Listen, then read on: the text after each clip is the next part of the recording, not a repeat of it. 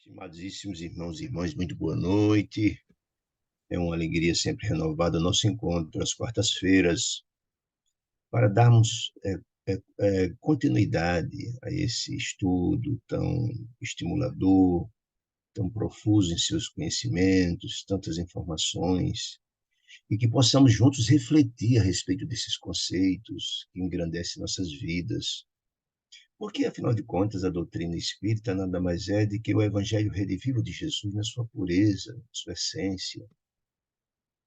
E estudar a obra de André Luiz, A Vida no Mundo Espiritual, essa obra maravilhosa que veio à humanidade pelas mãos santificadas de Franciscano Xavier, através do benfeitor André Luiz, como se fosse um repórter do mundo espiritual, traz muitas luzes, muitas informações. Estudar a obra de André Luiz é exatamente verificar os conceitos, os ensinamentos do Evangelho de Jesus na vivência, na prática.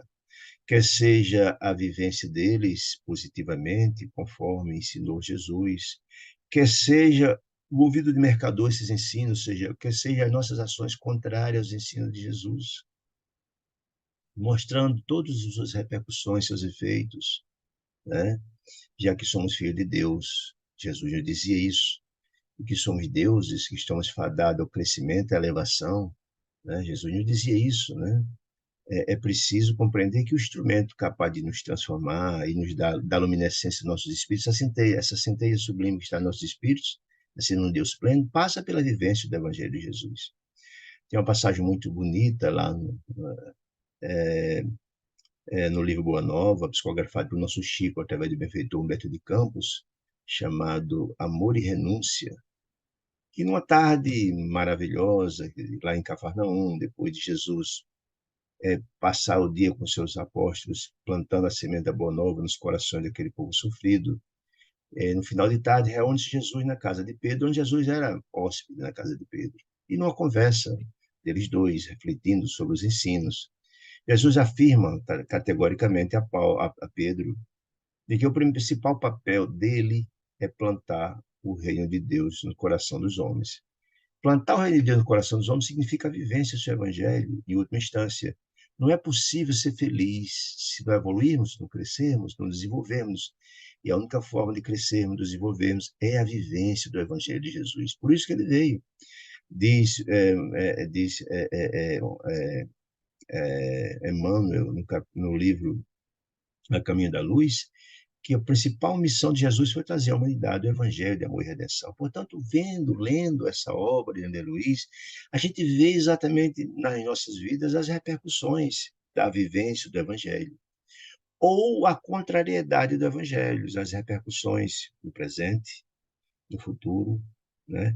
Ou a vivência hoje do que fizemos no passado, aqui na Terra, como também no céu. Por isso essa obra, a sétima obra dessa coleção maravilhosa, chama Entre a Terra e o Céu, para que a gente possa se centrar, entender e mais, que a gente possa olhar para nós próprios e dizer, meu Deus, o que é que eu estou fazendo dessa encarnação? Será que eu estou cumprindo, fazendo, eu estou vivenciando o Evangelho de Jesus? Será que eu não estou perdendo tempo nesse processo? Deus nos dá as possibilidades. Será que eu estou perdendo tempo fazendo um livro de mercador chamado de Deus?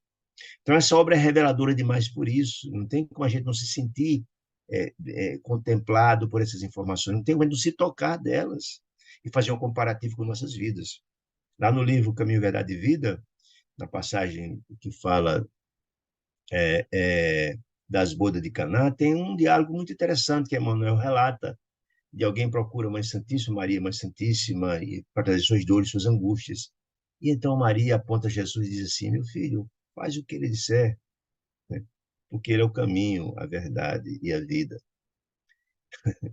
E aí a gente pode olhar para aí o próprio Emmanuel nessa obra nos diz assim, mas escuta, e será que a gente está fazendo isso? Será que a gente está? E a resposta é muito simples de compreender. Não estamos. 20 séculos se passou e a gente continua marcando passo. A humanidade cheia de injustiça, de ódio, de guerras, etc., porque a gente está ignorando o chamado de Deus, né? Portanto, ler essa obra é tomar consciência de nossas responsabilidades diante da vida e que Deus é um Pai misericordioso e bom e nunca nos falta assistência, nunca. Todas aqui a gente vê as obras dos sofredores e sempre tem alguém em nome do Pai assistindo a cada filho de Deus, por mais sofredor e angustioso que esteja, em qualquer lugar que esteja de sofrimento.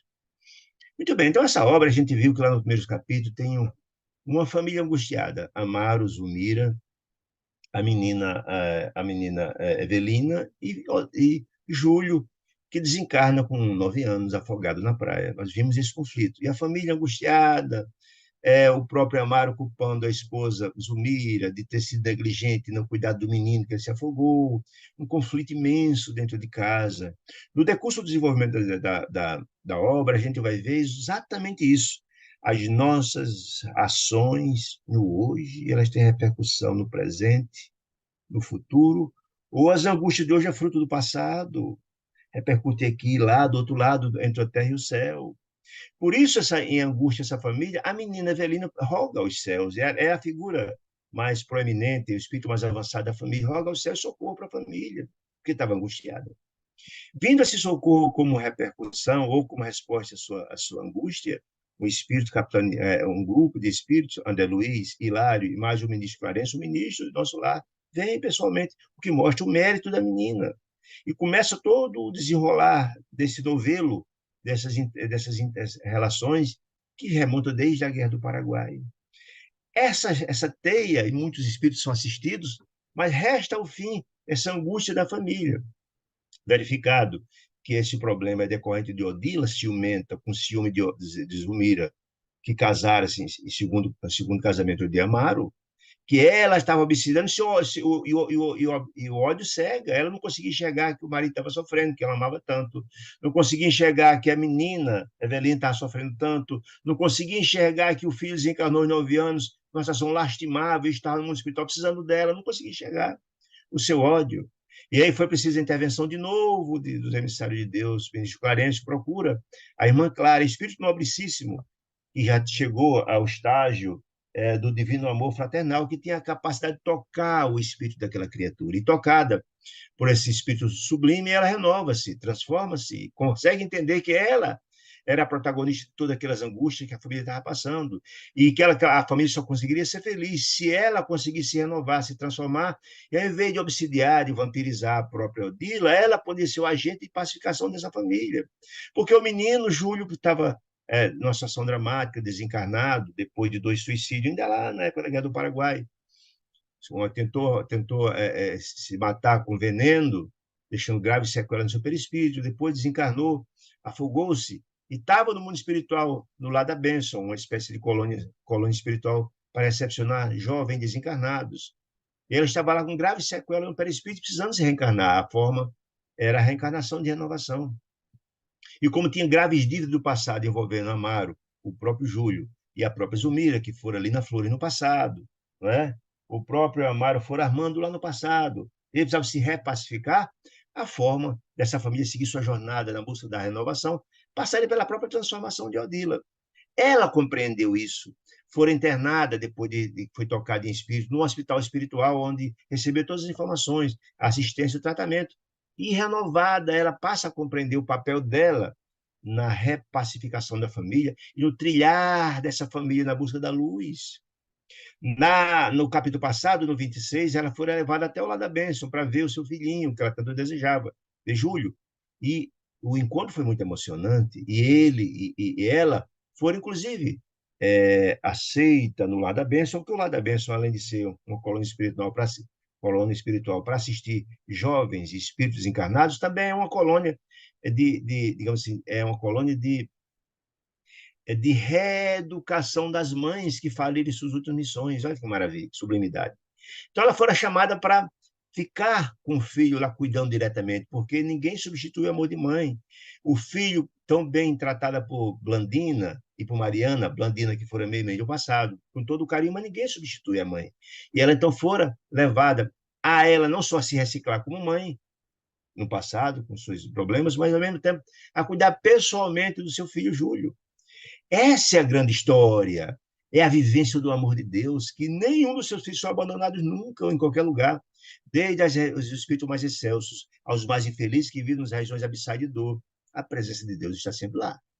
Essa que é a beleza, ver a materialidade ou a materialização do amor no coração de cada uma das criaturas, a transformação e assistência que nunca deixa de acontecer. Não tem um infeliz que não tem uma criatura, por mais infeliz que o seja, que não tem alguém mais feliz que o ame e o assiste em nome do Pai. É Deus assistindo o homem pelo homem, como diz André Luiz. Então, nesse capítulo 27, vamos continuar nesse processo, na história da preparação da volta do menino Júlio, que precisa voltar a reencarnar, porque em função dos graves problemas do passado. Lembremos que ele tentou suicídio com veneno e suicidou efetivamente com um afogamento. Certo? Então, é mais ou menos a síntese dessa história. Vamos começar no capítulo 27. Diz então, André Luiz, que 4 semanas ocorreram céleres. De quê? Desde quando Odila foi levado até o lado da bênção para ter contato com seu filho, e 4 semanas passou de contato dela diuturno, cuidando do filho, preparando, compreendendo o porquê das dores, das sequelas perispirituais que ele tinha na região no laríngeo, né? E etc, etc. Então, 4 semanas passaram céleres, porque era fundamental ela compreender, primeiro, ajudar o filho, preparando-o. Segundo, também ela compreender a situação toda, e ela, como sendo partícipe, tem um papel de muita importância nessa repacificação, na ajuda ao filho e também na própria repacificação da família, de Amaro, da Zumira que estava se recuperando, da menina, enfim. Né? Com a semana passaram sério quando fomos realmente procurados por Odila. Porque o próprio ministro Clarencio lá atrás, olha, ela vai entender, ela vai compreender que a única saída para o menino Júlio, para ele voltar a curar suas angústias, as suas próprias sequelas, saiu na reencarnação. Né? É lá, através do corpo de carne, que ele vai encontrar o alívio às suas dores, suas angústias. E o que se faz aqui, se paga aqui. Diz Dona Laura, a mãe do nosso amigo que cuidou de André Luiz lá em nosso lar, que agora me faltou o nome aqui, lá em nosso lar, que ela disse que o que se faz na terra se paga aqui, não se paga com bônus hora, ou seja, os nossos males que aqui cometemos não são pagos no mundo espiritual, são pagos aqui, é com suor no rosto, né? A mãe de Lises, lembrei agora, a mãe de Lises, que era enfermeira de André Luiz lá do nosso lado, certo? Quando fomos procurados por Odila, no Templo do Socorro. Lembra do Templo do Socorro, gente? Lá no primeiro capítulo, lembra? Que quando estava André Luiz e Hilário assistindo uma palestra a respeito da importância da prece. Quando chega a prece feita por Evelina, a prece refratada, que ela direcionou a Odila, mas de repente a Odila ela não podia ajudar, porque ela era a precursora do problema. Ela estava obsidiando, criando problema em casa, e chegou lá um templo do Socorro, que é uma espécie de central de atendimento dos pedidos das preces lá no nosso lar, notadamente das preces das criaturas que encarnaram a partir de lá, do nosso lar, como era o caso da menina Evelina, certo? Então, ele estava lá no templo do Socorro em nosso lar, quando foram procurados por Odila, que era lá o local de trabalho do ministro Clarencio, certo? Para atendimento particular. Ela foi, como o próprio ministro Clarencio previu, ela foi lá pedir socorro no trabalho da assistência ao menino, no que diz respeito à própria reencarnação dele. Né? Clarencio, Hilário e eu recebemos quase sem surpresa porque o próprio Clarencio já previa essa ida dela lá pedir ajuda. Né? Vinha algo triste, disse André Luiz, e preocupada. Com o quê? Com a situação do menino, que estava lá desconsolado, angustiado, com dores, como ela encontrou lá. Né? Com respeitosa delicadeza, contou-nos a experiência inquietante que atravessaram. Ou seja, ela tomou pé da situação do menino, que ela ficou muito, ela não conseguiu compreender quando chegou lá no lado aberto e viu o menino com aquelas sequelas graves na garganta, aquela ferida na região da garganta, etc. Ela não conseguia entender. Gradativamente no dia a dia, ela foi começando a compreender, né? Júlio prosseguia apresentando, disse ela, a fenda gótica na região da garganta. E a mesma ferida, do mesmo jeito, com as mesmas dores, com as mesmas angústias. Instalar-se ela, Odila, com ele, em aposentos adequados, na escola de mães. Volto a dizer, o Lar da Bênção era uma, digamos assim, uma espécie de educandário das mães que falharam, né? Escola de mães, visando elas se renovarem e se transformarem para voltar à maternidade vindoura, na próxima encarnação, e, ao mesmo tempo, era uma espécie de creche para essas crianças. Então, ela conseguiu O menino que estava antes hospedado na casa de Blandina e de Mariana, que era a vozinha de Blandina, agora não. Ficou com ela junto numa escola de mães. Ela ajudava a cuidar do filho, se reciclava e ao mesmo tempo ajudava nos trabalhos da coletividade lá, né? E o filhinho, dispensando todo o cuidado suscetível de reerguer-lhes as energias. Entretanto, a luta continuava. Ou seja, ela veio dizer, depois de 4 semanas, que avançou muito pouco, apesar de que o menino ficou muito feliz com a presença dela, mas os problemas que a criança tinha, as contusões graves que tinha, permaneciam, é isso que ele quer dizer. Daí, você daria tudo, disse ela, para fazê-lo forte e feliz. Ela, na qualidade de mãe, ministro, eu faria tudo que tivesse ao meu alcance para ajudá-lo, mas está muito difícil, né? Eu esperava, disse ela, disse Odila, a descoberta de um milagre, de algum milagre, se é que existe, capaz de atender ao anseio de mãe dela, de vê-lo melhorar. No entanto, visitara, disse ela, na companhia de Blandina, que é a nossa irmã Meimei, outros setores de assistência à infância doutorada, imaginando eu, outras colônias semelhantes, na busca de ajuda para o menino Júlio, né? Vira, disse ela, relatando para o ministro Clarencio, inúmeras crianças infelizes, tal qual Júlio, portador de problemas talvez mais dolorosos que o caso de Júlio, né? Mais dolorosos que o do filhinho me amado. Apavorava-se, confessou ela, muito apavorada, é, com a situação que viu. Gente, uma situação muito mais difícil do que o filho. Aí ela disse, olha, ministro, eu jamais pude imaginar a existência de tantas enfermidades depois da morte. Ela não tinha ainda alcançado de que as criaturas, quando morrem, são as mesmas de quando vivas. Quando a gente desencarna, somos as mesmas criaturas. Ninguém vira santo pelo ter desencarnado. Esse é um grande erro das religiões que assim estabelece e pregam. Não, você é a mesma criatura. Não muda nada. Porque dizia Jesus que a gente colhe o que planta. Se eu fui uma pessoa do bem, certamente colherei esse bem. Se fui do mal, colherei pelas minhas ações infelizes. Né? A mesma coisa. Tentaram obter, disse ela, os bons ofícios, a intercessão era só, tentei ajuda de outros, e vários amigos, tentei ajuda a Júlio para esclarecer-me convenientemente quanto eu queria entender por que daquelas contusões graves do menino, por que ele choramingava, doía tanto, a angústia. Não entendia ela até então que os suicidas passam por esse drama terrível, além das dores decorrentes do fato que levou a ao suicídio, causando sequelas graves que ele sente, a cena fica passando o tempo todo. É uma angústia terrível. Ela não conseguia ainda alcançar isso, né? Ele buscava esclarecer a todos, mas todos aqueles que buscou ajuda, todos aqueles que levou o menino a se consultar, tinham a mesma receita, tinham a mesma resposta, tinham a mesma opinião.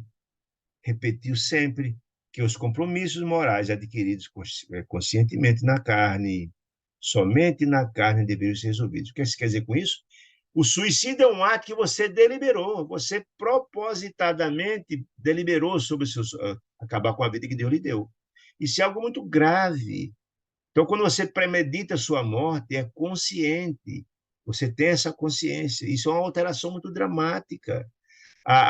O sentimento de culpa é muito grandioso, o remorso é muito grandioso, as sequelas ficam. E o tempo todo você fica vendo aquela cena, né? Então, olha, os compromissos morais adquiridos conscientemente, o suicídio é um deles, só na carne se deveriam ser resolvidos, porque aqui se faz, aqui se paga, como dizia a nossa dona Laura, lá em nosso lar de Luiz, né? Todos os dramas que aqui fizemos terão que ser, que cometemos aqui, terão que ser quitados aqui. E a reencarnação é a única forma de voltarmos para cá, para encontrar com aqueles aos quais cometemos nossos erros graves e nos repacificarmos. Portanto, a reencarnação era a única forma de ser. Aqui eu não consultei ministro, todos tiveram o mesmo aconselhamento. Só seria possível melhorar a situação de Júlio com a reencarnação, né? E que por isso mesmo a reencarnação para Júlio era o único caminho a seguir. E eu vim aqui me consultar com o senhor. Será que é isso mesmo? Ela, Odila, trouxe o problema ao ministro Clarence, certo? O corpo físico funcionaria para obter. Sim, aí tá. É, mesmo caminho, exatamente. Opa. Muito bem. Então, o ministro Clarence começou a explicar para ela: olha, Odila, o corpo físico funcionaria como um abafador da moléstia da alma, ou seja, o meu espírito vai mergulhar na carne, ele vai abafar de alguma sorte esse problema, sanando pouco a pouco. Essas questões, essas feridas, essas sequelas da alma é um processo gradativo. Você vai se renovando gradativamente e vai transformando isso que é a dor. A dor, como diz o adágio popular, a dor tem essa capacidade de renovar as pessoas, né? Porque o amor cobre a multidão de pecados, dizia Paulo, né? Dizia Pedro, o apóstolo, né? Então, é só a vivência, a reencarnação e a renovação, gradativamente, ele vai sanando esses problemas todos, né? Muito bem. Quer dizer, que fizeram o menino? Ela perguntando. Escuta, ministro, o que fizeram ele no passado para semelhante punição? Ela ainda não tinha entendido ainda os dramas do menino. A pobre senhora enxugava as lágrimas, dizendo a Luiz que ele caiu angustiada, né? Como mãe, vendo o filho sofrer e sem poder fazer muita coisa, e estava ali rogando a Clarence assistência, esclarecimentos. Clarence, o profundo conhecedor do sofrimento humano de Sandra Luiz, falou a ela com toda calma de pai, né? Olha, Odila, o passado, agora, não é o remédio próprio. Você não adianta só explicar para você o problema. Isso não vai ajudar muito agora. Agora é a hora. Atendemos a hora que se passa. Precisamos resolver, precisamos ajudar Júlio agora. No futuro, gradativamente, você vai entendendo a situação dele. Temo, disse ele, Júlio extremamente necessitado à nossa frente, e o alívio dele é o nosso objetivo mais imediato. É a única forma que temos de aliviar a dor dele, esse é o objetivo de agora. Depois você vai entender o porquê de ter essa grande ferida na garganta, você vai entender. A mãezinha, Odila, concordou com ele, ficou num gesto silencioso, disse também o ministro. Também creio, disse André Luiz, disse o ministro Clarence, como os outros que você consultou, teve a mesma opinião. A única situação dele é a reencarnação. Fora disso, ele não vai encontrar alívio, não vai encontrar paz. Nem você, como mãe, vai tirar a angústia de você. A reencarnação dele é urgente medida, disse ele, de forma para começar a trilhar o caminho da recuperação. É um processo, não há milagre, é um processo. Né? Clara, que estava próxima, recomendou-me, disse ela, Clara, irmã Clara, recomendou, disse Odile, me recomendou que procurasse você pedindo ajuda, seu concurso. Ajuda-me, disse ela, lacrimosa, pedindo a Clarence ajuda. Aí a Clarence, nós somos todos irmãos, estamos aqui certamente para ajudar um ou outro, é ajuda mútua. Ou seja, dentro daquela máxima de André Luiz lá atrás, que Deus assiste o homem pelo homem, nenhum filho de Deus fica sem assistência, estamos aqui exatamente para ajudá-lo, disse ele. Nosso Júlio, disse ele, não é uma criatura comum, e por esse motivo, não seria justo renascer num mundo a esmo, sem assistência. Não. Todos têm assistência, né? Eles, como uma planta inculta que não se pode cultivar, germinando à toa no mato inferior. Não, ele terá toda assistência, né? Lembremos que ele tem a intercessão de um grupo. Veja, a própria Evelina, a prece dela, vem aqui, eu estou ministro, nosso lar, estou aqui trabalhando por ele. Irmã Clara também está trabalhando por ele, por vocês. Então, há certamente mérito nesse processo todo, né? Assim sendo, disse ele, assim sendo, analisemos o quadro de suas relações afetivas. Olha que coisa importante para a gente entender. Veja, gente, que a gente colhe o que planta, como dizia Jesus. E a importância de fazer o bem, falamos no começo aqui com Dona Celeste, o trabalho de assistência ao próximo, como ela é importante. E aqui, Dona Celeste, olha aqui, o que ele está dizendo aqui. Assim sendo, analisemos o quadro das relações afetivas. Como é importante dar-se, assistir o próximo, em nome de Deus. Olha aí. Depois de ligeira, após acrescentou. A senhora, por acaso, tem grande plantio de amizades pura na Terra? A pergunta, a senhora tem crédito lá na Terra? A senhora fez o bem a muitas pessoas? Que você possa pedir agora ajuda, porque a gente colhe o que planta, né? Essa máxima de Jesus está aqui, materializada, né?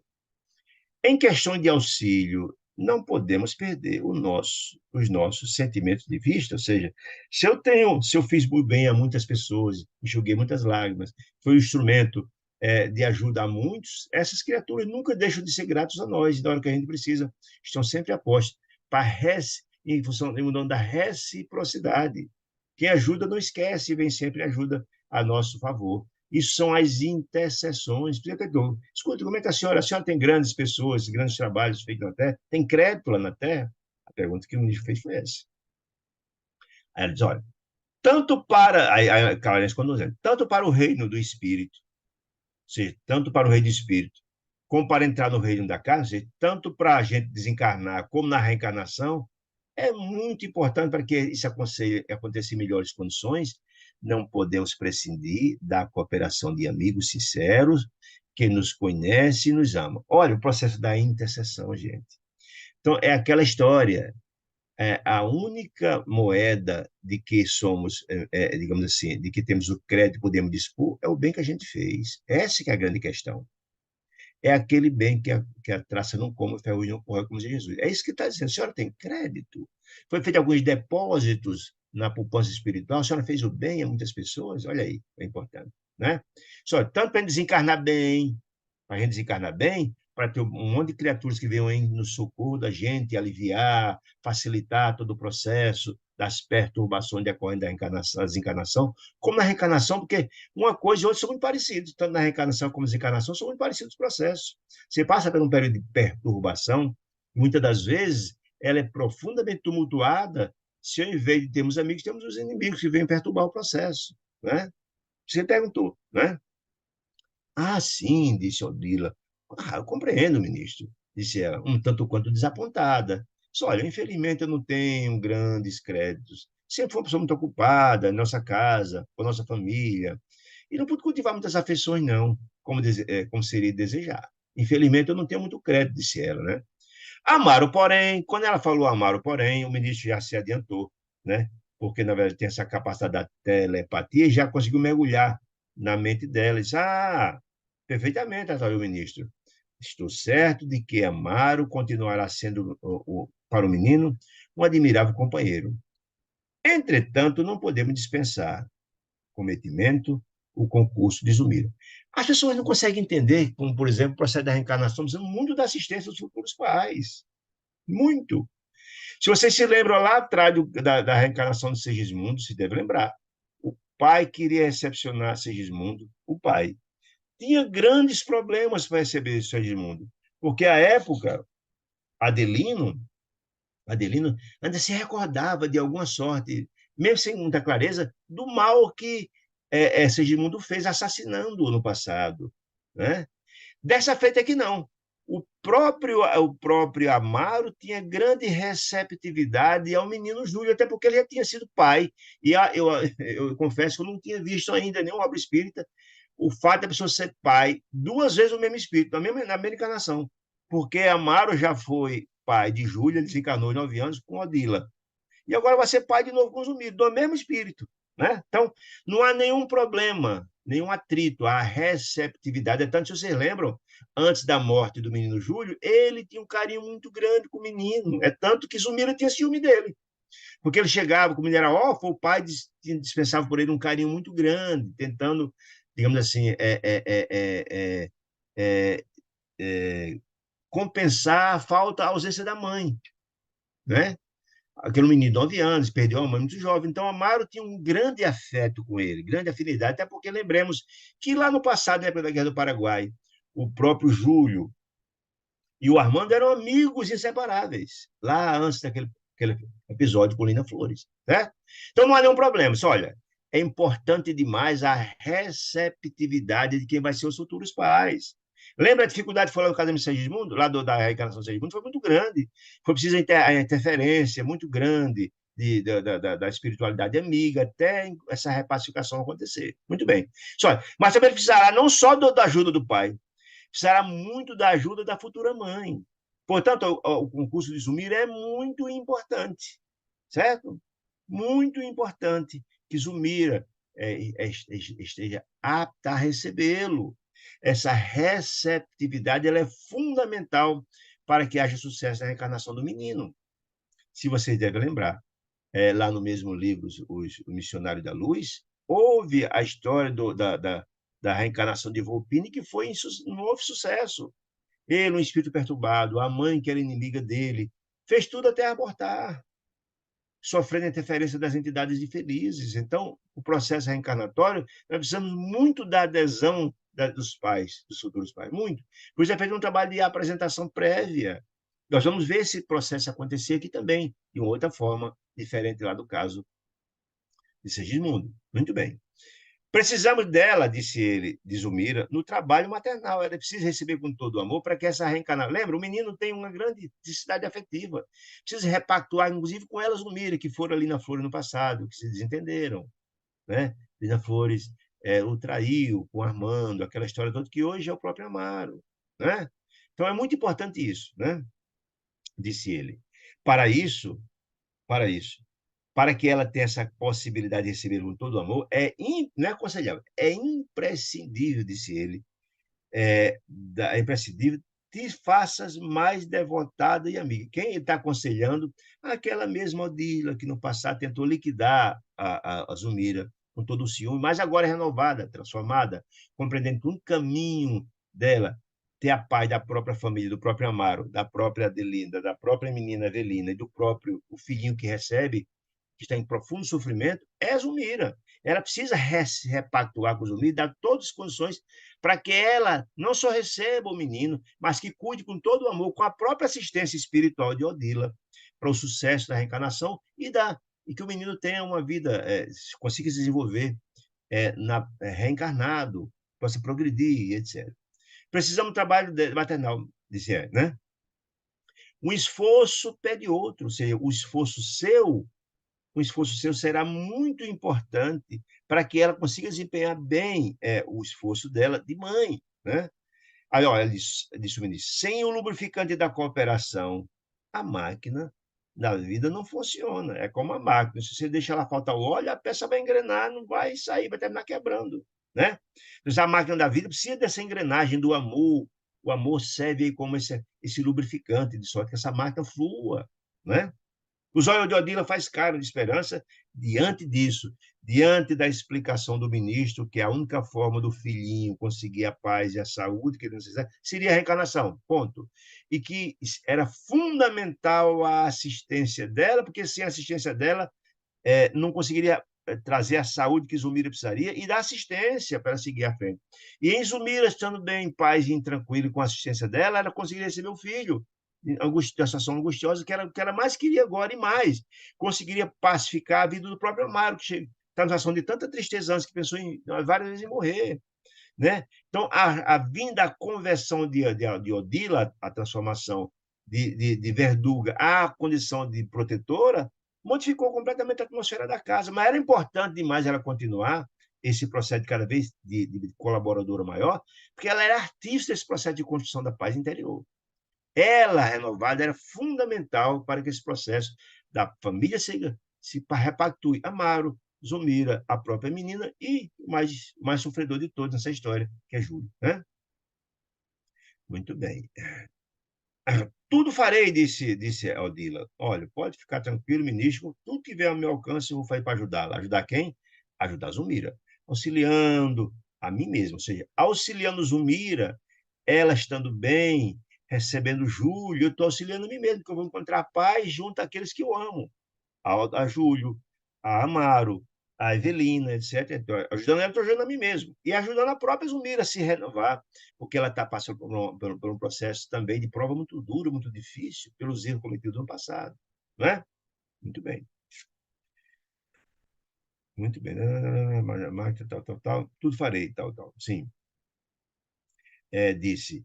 Entendo mesmo, disse ela, Odila, nesse imperativo de fraternidade, eu entendo que a minha participação na fraternidade, a doce determinação do Senhor de Deus, que é Pai, misericordioso e bom, que deseja a pacificação dos seus filhos, que a todos possam trilhar na busca da luz, que Deus deseja a felicidade dos seus filhos, a doce determinação do Pai, constrangendo-me a única ação que eu tenho que tomar, constrangendo-me a operosa boa vontade para com ela. Ou seja, é a lei. Eu ajudo, ela ajuda a mim próprio. Né? Tem aquela velha máxima, é a lei de Deus, a lei do progresso. Né? Ajuda-te que o céu te ajudará, diz a máxima lá do Evangelho. Muito bem. Se eu me ajudar, se eu me renovar e colocar a minha vida, o meu coração, o meu amor a serviço dela, eu estou ajudando a mim mesmo, eu estou crescendo, porque o bem essa coisa mágica. Quanto mais a gente dá, mais a gente recebe. O bem primeiro passa por nós, antes de chegar alguém. Nós somos o beneficiário do bem que fazemos. Esse cara está dizendo aqui. Né? Realmente, disse o ministro sorrindo. Reparo, quão sublime é a infinita bondade do céu. É exatamente isso, Odila. Na hora que você tem a capacidade de você fazer o bem, você é a maior beneficiária disso. E por via transversa, você vai ver a felicidade dos outros fluírem como fruto do seu trabalho, sua ajuda. Disse ela então. Ministro, a princípio eu lutei contra Zulmira, desejando ser amada por meu esposo. É como se fosse possível, fazendo mal a alguém colher o bem. Não, não é possível. Só se colhe o bem fazendo o bem. Então, se ela queria liquidar Zulmira, vampirizando-a, que ela morresse para ficar com o marido, isso é uma bobagem. Ninguém colhe o bem fazendo mal, né? Agora devo, disse ela, mudou completamente de compreensão, devo lutar em favor de nossa irmã Zulmira, ao invés de lutar a favor dela, por amor ao meu filho. Ou seja, se eu quero a felicidade do meu filho, aí é as coisas da lei de Deus, né? É você trocar o zelo de ódio pelas alianças de amor, né? Agora eu devo ajudar ela, porque ajudar ela significa ajudar meu filho. Só conseguiria ajudar meu filho se ajudar ela própria. E se ajudar os dois, melhor, né? Porque eu vou colher com esse processo todo. Eu terei plantado bem e vou colher o bem, com certeza, né? Muitos erramos, disse ela, disputando o amor dos outros. E é um fato. Basta olhar na vida de cada um de nós. Quantos erros cometemos, né? Muitos erramos disputando o amor dos outros. Entretanto, disse ela, corrigimos-nos se nos corrigirmos e acertarmos o passo, se ao invés de errar, de querer o mal, de interferir para o mal com os outros, se acertarmos o passo, se entendemos que a lei do amor é a única capaz de trazer a felicidade a todos nós, o passo, quando procuramos. Sim, acertamos quando a gente procura se renovar, nunca faltará a assistência de Deus, que Deus assiste o homem pelo homem. Se eu procuro a luz vem ao meu encontro. É a questão de sintonia. Como se eu procuro as sombras, ela também vem ao meu encontro. Então, se eu desejo fazer o bem, a todo o trabalho e assistência dos emissários de Deus, vem em nosso socorro para que esse bem materialize-se. Sem dúvida, as tuas conclusões são luminosos ensinamentos, disse Clarence. Que bom que você chegou a essas conclusões, minha amiga. Que bom que você entendeu isso, né? Em tudo vemos a sabedoria, a divina, a eterna sabedoria, disse Clarence. Que bom que você conseguiu ser tocado em seus corações por essas ideias luminosas que estão no Evangelho: amor, perdão, fraternidade, benevolência, urgência, perdão. Devo buscar alguma regra? Ela perguntou: escuta, mas para eu fazer esse trabalho de ajuda à pacificação e à recuperação de Zulmira, para que ela tenha condições de receber meu filho reencarnado, existe alguma receita? Existe algo que o senhor me aconselha? Existe algo que o senhor acha que eu devo seguir? Algum receituário, alguma coisa, alguma conduta específica? Aí ele foi dizer: ponderou, disse o ministro Clarence: olha, minha amiga, é muito importante que as tuas visitas à casa de Zulmira, de Odila, a de Zulmira, de Amaro e da menina Evelina, afetuosas no antigo lar, que você continue lá assistindo a ela, assistindo, estimulando o marido a tomar atitudes amorosas, assistindo a própria menina Evelina para ter atitude amorosa, ter harmonia em casa, como se fez da outra vez. Se estimulou a amar, ele procurou, foi até ela, repacificar-se, dar carinho. Se estimulou a menina, ela foi lá dizer, serviu café, ser carinhosa, que queria ser mais amorosa com ele, inspirada por você, se continuar fazendo esse mesmo trabalho, né? A tua visita afetuosa ao antigo lar, consolidando-lhe a harmonia dela, de Zulmira. Lembra que Zulmira passou um processo muito dramático, né? Obsidiada por ela e sendo sugada as suas energias no processo de vampirização, ficou muito fragilizada. E depois foi preciso também encontrar o pão do espírito, a vontade de viver, que a gente viu nos capítulos passados. Né? São as providências, disse a providência básica para que Júlia encontre um clima de confiança, ou seja, é o preparo do terreno. Lembra que a gente plantar a boa semente, precisa primeiro preparar o terreno, assim? Tirar o mato, a pedra, os espinhos, fazer o trabalho, arar a terra, colocar os defensivos, colocar o adubo, depois a boa semente nascer. Né? Admito que o nosso pequeno reclama especiais atenção, disse ele, ministro Carência, considerando-se-lhe a posição de enfermo, de doente, é que precisa de mais de assistência ainda, para que a reencarnação apresenta para quem é o caso dele, a reencarnação apresenta obstáculos justos. Justos por quê? Porque ele está colhendo agora o que plantou. E foi o que ele plantou no passado, cometeu dois graves erros contra a vida. Houve uma tentativa de suicídio com veneno, comprometendo profundamente, e uma outra tentativa concretizada, morrendo afogado. Por isso, eles obstáculos justos, que certamente haverá grandes resgates, grandes dores, sofrimentos. O entendimento alongou-se por algum tempo, disse André Luiz, entre os conselhos do ministro e a sincera humildade da visitante, recebendo tudo, sugando, como uma esponja, sugando todas as informações. Quando a audiência se despediu, disse André Luiz, desfechamos sobre o ministro muitas perguntas. E a gente entender essas perguntas como sendo a de André Luiz e do nosso amigo Hilário, buscando subsídios, buscando enriquecer a eles esse tipo de informações, mas é muito provável que algumas informações eles já tinham, mas colhendo dados, informações, porque estavam, o objetivo da visita ao lado de Benito Clarencio era coletar dados para essa obra. Lembremos que na espiritualidade superior nada existe por acaso, né? Todas as obras de André Luiz vai ver. Ele estava sempre ao lado do instrutor, colhendo informações para fazer o livro. Ele diz em vários momentos isso. Então, ele quer esse delineamento, e é muito provável que tenha essas informações, para passar para nós, para que sirvam nossos corações. Diante de uma situação como essa, a gente vai começar a se comportar. Aí lembra do episódio, das consequências, hoje ou mais. Isso vai amoldando o nosso espírito, ele vai captando essas informações. Na hora, diante de uma dificuldade, eu falo, puxa vida, aquele foi um exemplo bom. A gente tenta seguir também, foi um caminho que levou a felicidade dos outros, levará a nossa felicidade também. Muito bem. Então, aí André Luiz perguntou, escuta, ministro, a reencarnação como lei exige o concurso da amizade para cumprir-se? Essa é a primeira pergunta que ele falou. Só é possível encarnar tendo amizade? A pergunta foi essa. Outro disse, os desafetos da vida influem no nosso futuro? São perguntas importantes para a gente entender isso, até para a gente compreender da importância de fazer o bem. Lembra só do crédito? É exatamente. Quanto mais crédito fizermos, mais agradecidos seremos, mais teremos criaturas que vão advogar a nossa causa na hora que precisar. Essa é a história. A gente, o desafeto influi? Influi, claro que influi. Ele vai responder. Se as criaturas que não nos amam têm como prejudicar, perturbar? Pergunta foi essa. O trabalho reencarnatório não seria uma imposição natural? Perguntou também. Clarence ouviu tudo e disse, olha, meu filho, a lei é a lei, sempre a lei. O que quer dizer? Se a lei divina, a lei do progresso, quem encontraria a lei do progresso vai responder. Jesus dizia que nós vamos pagar até o último sentido do erro que a gente fez. Não se trata de uma punição, não. É o processo de polimento do espírito, de renovação. Porque se fizéssemos graves erros, e tivesse uma consequência, como é que a gente ia, como é que a gente ia se emendar? Como é que a gente iria aprender a não fazer o mal? Né? Cabe-nos tão somente respeitá-la e cumpri-la. A lei, o que é que diz a lei? Que não mate, que não faça o mal, que faça só o bem, quem faz o bem colhe o bem. Não é assim? É exatamente isso. Nossa atitude, disse ele, porém, pode fornecer-lhe, favorecer-lhe ou contrair-lhe o curso. Ou seja, claro, se eu passo a vida inteira pensando, praticando, vivenciando o bem, o amor, a fraternidade, a benevolência, o justiça, o perdão, certamente colherei isso. Se eu passar a vida inteira fazendo mal, pensando, planejando, fazendo mal, as injustiças, os ódios, o ressentimento, cometendo crimes, eu vou plantar, eu vou colher. Eu vou ter a colher do outro lado. Aqueles que prejudiquei vão estar lá me esperando. É como o retorno da grande viagem. Quem a gente encontra depois de uma grande viagem? A gente encontra aqueles que nos amam, como esperar no aeroporto, na rodoviária, não é assim? É assim. E se a gente faz só o mal também, aqueles cobradores vão estar lá esperando por nós. É exatamente isso. Então, tanto encarnar ou desencarnar são processos parecidos.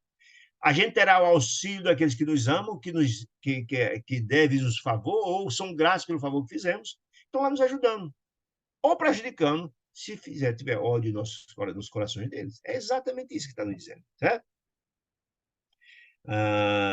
Muito bem. O renascimento na carne funciona em condições idênticas para todos, disse ele. Assim, ó, nossa atitude, porém, pode favorecer-lhes ou contrariar o curso em favor ou prejuízo de nós mesmos. O renascimento na carne funciona em condições idênticas para todos. Contudo, esse é o contudo que é importante. À medida que se nos desenvolvem o conhecimento e o amor, capaz de fazer o bem, conseguimos colaborar em todos os serviços do aperfeiçoamento moral em nossas recapitulações. Se eu, na verdade, aprimoro-me, renovo-me, abro meu coração a serviço do próximo, eu crio toda uma teia de amizades, de fraternidade, tudo será mais facilitado, né? É a colheita que Jesus tanto falava. Disse, a alma, como a planta, disse o ministro Clarence, a alma como a planta pode ressurgir em qualquer trato de solo. Se você planta semente, ele vai nascer aqui ou acolá. Mas, Não seria justo relegar sementes selecionadas a terrenos incultos. Ou seja, olha, se eu quero ter uma boa colheita, como é que eu vou plantar entre os espinhos, plantar em cima das pedras, plantar? Pode até nascer, mas morrer, não é? Se a semente é boa, se eu quero ter o fruto, eu vou preparar o terreno. Em outras palavras, é assim, né? A reencarnação por si, se o terreno é inculto, não vai dar nada, se tem um cultivar nada, né? A reencarnação por si, tanto quanto ocorre nos reinos inferiores, a evolução humana obedece os princípios embriogênicos, sendo o desenvolvimento do embrião, o desenvolvimento automáticos, com bases na sintonia magnética. Isso é muito importante. Por isso a gente tem que ter a adesão dos pais. Se você não cria essa sintonia, a possibilidade, inclusive, de ter dessa criança sequer nascer, de ter um aborto é grande, como lá que a gente estudou lá nos livros do Missionário da Luz, que falei há pouco tempo, né? Então, é muito importante, sim, né, ter essas compreensões.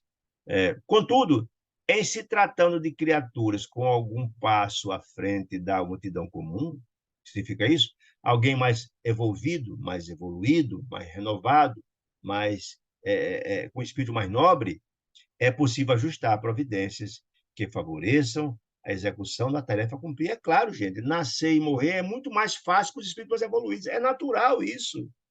Pelas simpatias, pela fé, pela grandeza que tem, é muito mais singelo. Quem leu o livro Francisco de Assis deve lembrar de João Nunes Maia pelo Espírito Miramês. Francisco de Assis, espírito nobricíssimo, ele trabalhava até enquanto estava no útero da mãe. Espírito reencarnado estava lá, mas estava trabalhando, ou seja, é diferente. Ao passo que muitos de nós ficamos numa situação de perturbação profunda na hora da reencarnação. Quem leu, viu o caso lá da reencarnação de Segismundo deve lembrar, lá no livro Missionário da Luz. Né? Muito bem. Passa à frente. É possível ajustar providências de quem favorece a execução da tarefa a cumprir. Nesses casos, a plantação de simpatia, a receptividade de pais e mães, por exemplo, é fator decisivo. Se houver uma antipatia do pai ou da mãe, você vai ver a dificuldade, porque a gente viu lá na situação de Adelino, que não queria de jeito. Quando via o futuro filho, que era Segismundo, tinha uma antipatia profunda. E foi uma luta para a reencarnação acontecer. Foi necessário fazer um grande trabalho da espiritualidade amiga, visando essa repactuação deles, o reencontro deles, né? O que vale muito a pena. Para mim, o capítulo mais esclarecedor a respeito da reencarnação está lá, no Missionário da Luz. É um livro espetacular. Essa obra aqui, extraordinária, que vale muito a pena. Quem tiver interesse, vai lá no capítulo, acho que capítulo 13, que é uma aula espetacular a respeito disso, da reencarnação. É o capítulo 13. É um capítulo grande, mas muito esclarecedor, que narra a reencarnação de Segismundo. Vale muito a pena ler. Muito bem. Bom, quem cultiva amizade, já falei aqui, somente quem cultiva a verdade, quem cultiva a amizade somente na família consanguínea e não fora dela, disse ele, dificilmente encontra meios para desempenhar certas missões fora dela. Você porque só tem afinidade com aquele grupo. Se você é uma criatura que colocou seu coração a serviço do bem, interagiu com um monte de criaturas, você tem todo um conhecimento e largou a sua simpatia dentro daquele povo. Você terá muito mais facilidade de desempenhar uma tarefa junto àquele grupo que você já conhece. Senão, você não vai estar habilitado, você não conseguiu ainda trabalhar o seu espírito, desenvolver o seu espírito para ter um espectro maior de amizade, que tenha facilidade de desenvolvendo uma tarefa dessa natureza. Né? Quanto mais extenso o nosso raio de trabalho e de amor, quanto mais eu coloquei meu coração a serviço do próximo e larguei, abri meu coração, recebi e doei muito, simpatias, etc., né? Mais ampla se faz a colaboração alheio em nosso benefício. Quanto mais eu dei, mais recebo. É isso que está me dizendo. Se eu plantei, distribuí por aí a boa semente, por tudo quanto passei, plantei a boa semente do Evangelho quando passei, na hora que eu preciso, certamente eles vão estar ao nosso serviço, a nossa ajuda, porque é a questão da reciprocidade. Quem faz o bem, colhe o bem. E volto a dizer, o bem é muito mais contagioso do que se imagina. Se eu faço bem a alguém, não só aquele vem a meu favor na hora que eu preciso, mas também aqueles que o amam. Em gratidão pelo bem que fiz aquela criatura amada, vem nosso socorro. O pai, a mãe, o avô, a esposa, vem ajuda. Não é? Essa é a importância de fazer o bem. O bem é contagioso positivamente, como o mal também. Quem faz o mal, às vezes o parente daquele com mal, com raiva dele, vem também tirar certa conta com você. E se criaturas infelizes, né? Desarmoniosos com ele. Então é muito importante entender isso. Né? Muito bem. E quando, disse o ministro Clarencio, desprevenidos, deixamos que a antipatia. Sim, perguntou então André Luiz, mas vamos tá. E quando desprevenidos, deixamos que a antipatia cresça em derredor de nós? Perguntou Hilário. Quando desprevenidos, aí. Só fiz um monte de coisa, desprevenido, não me preocupei com nada de fazer o bem. Essa antipatia prejudica? Quer dizer, mais ou menos isso. É. O espinheiro da versão, sim, toda antipatia de suministro, toda antipatia conservada é perda de tempo. Por que perda de tempo, gente? Porque vamos encontrar dificuldades. Até eu conseguir vencer aquela antipatia, aquela raiva, aquele ódio, é um trabalho, às vezes demora muito. Por isso que Jesus nos aconselhava tanto o perdão. Se perdoe o seu inimigo quando está a caminho, porque se você não se repactua com ele, esse ódio vai passar. Às vezes encarna os dois, cada um com uma região diferente, para se encontrar de novo, ele passa séculos. Um alimentando o ódio do outro. Então, quanto antes perdoar, melhor. Quanto mais perdoar, melhor, porque você perdoa. Aquele que não perdoa é o problema dele. A gente continua, ele continua a sua luta, mas a gente se libertou, cortou o elo que liga com eles. Né? Toda antipatia conservada é perda de tempo, disse o ministro, em muitas ocasiões, acrescida de lamentáveis compromissos. Ou seja, que compromissos são esses? Os ódios, as obsessões, aquela história toda que a gente já sabe. O espinheiro da aversão, do ódio, etc., exige longo trabalho de reajuste. A gente vai ver lá entre o livre ação e reação que, às vezes, é um trabalho que passa séculos para você reencontrar de novo no trabalho, que, como diz aqui André Luiz, o mal que a gente faz aqui, paga aqui. Então, o mal que a gente fez, que não foi trabalhado aqui, meu Deus, a gente passa, às vezes, muito tempo para reencontrar de novo, reencarnar junto, para desatar o nó de passado. Olha aí o problema, né? Por isso o conselho de Jesus é tão sábio, repactua-se com o seu inimigo quando está aqui agora, junto, perdoe, busque o perdão dele, faça o bem, etc. Porque senão, só Deus sabe quando, isso ficou, é aquela conta que ficou no prego, se não foi paga. Olha aí, até ser paga, Jesus que a gente vai pagar até o último centavo, que está lá, o débito terá que ser pago, né? O espinheiro da aversão de ser exige longos trabalhos de reajuste. São as barreiras, a dificuldade que tem que ser vencida. Em várias circunstâncias, para curar as chagas de um desafeto, o mal que se foi feito, gaste-se muitos anos perdendo-se o contato com admiráveis companheiros de nossa jornada espiritual para a grande luz. Ou seja, às vezes um problema criado com alguém dificulta, porque a gente quer até ajudar outros companheiros, mas aquela barreira dificulta a nossa tarefa aqui. Tem tantas criaturas inimigas que estão lá ajudando, dificultando, que a gente tem compromisso com outros, não consegue chegar até eles porque somos impedidos por aquelas criaturas que não nos amam. Olha aí. O mal sempre nos traz muitos percalços. Por isso a gente tem que se repactuar com as pessoas, buscar fazer o bem, que o amor cobra a multidão de pecados, dizia Pedro. Quanto mais o bem se faça, ele vai devagarinho, diminuindo aqui as nossas dívidas, nossa aquela conta que está pendente, né? Muito bem. A palavra de Clarencio impune-se nos graves reflexões e talvez, olha a informação interessante, e talvez por isso a quietação baixou em nós. Como assim? Baixou em nós quem? Lembra que esse é um diálogo travado entre Clarencio, entre André Luiz e quem? Hilário. Odila já foi. Mas quando, na verdade, esses esclarecimentos veio de Clarencio, André Luiz ouvindo, Hilário, e todos nós temos, e eles também, nossos erros são muitos no passado, ficamos refletindo, meu Deus, a gente também está nessa mesma situação, isso quer dizer, a nossa quietação baixou sobre nós, disse ele. Como refletir. Soubemos mais tarde, disse ele, que a genitora de Odila passou a dispensar envolvente carinho a Amaro e a companheira dele doente, Zumira, que estava se recuperando, a custa de muito esforço dela, Odila, para repactuar e restaurar a paz e a saúde na família, restabeleceu finalmente a saúde orgânica de Odila, que era fundamental. Como é que ela ia ser mãe doente? A situação era muito mais difícil. Ela fez todo o trabalho criando as condições para.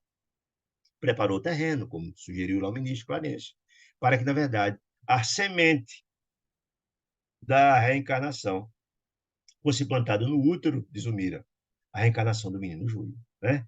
Preparado o retorno do filhinho, campo preparado, preparadas as condições, os pressupostos, Odila associou-se de oração, de coração, à tarefa de restauração à harmonia conjugal, ou seja, a harmonia entre Odila, Zumira e Amaro, que tudo desse certo, porque certamente precisa estar bem, até para, na verdade, haver a gravidez, precisa o casal estar repactuado, receptivos e também a partir da cópula sexual para possibilitar a própria a gravidez, não é?